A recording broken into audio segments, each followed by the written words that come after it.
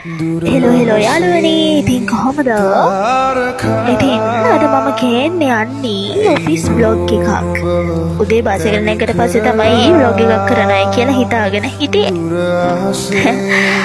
ඉතින් මේ බස් එකේ නැගලා මම යනවා ඔෆිස් එකට. බස් එකෙන් බැස්සලමයි බහලා ටිකක් පයින් යන්න තියෙනවා බහලා. ඉතින් මේ යන ගම ඔන්න ඉතින් සුපුරුදු පරිදි ගිහිල්ලා අස්පස් කරගෙන වැඩ පටන් ගත්තා. මුලින්ම මට අද ඇවිල්ලා තිබ්බ කොටේෂන් එකක් හදන්න. ඉතින් මම කොටේෂන්ස් හදනවා.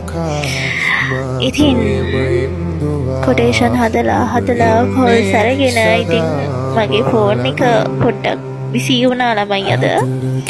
ඊට පස්සේ ඉතින් ලන්ච් එක ගත්තා. ලන්ච් එකෙන් පස්සේ ආයිත් වැඩ. ඉතින් මට වැඩ අතරේ තව වීඩියෝ එකක් ගත්තා. මේ කොටේෂන් එකක් හදන ගමන් තමයි.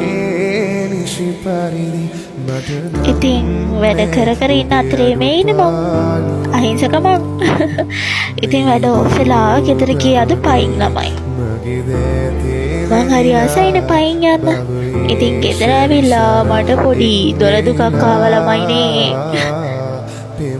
ඉතින් මේ තමයි දොළ දුක. ඉඟුරු බිස්කට් එක නම් අපේ අම්මට. ඉතින් අදට එච්චරයි. බයි.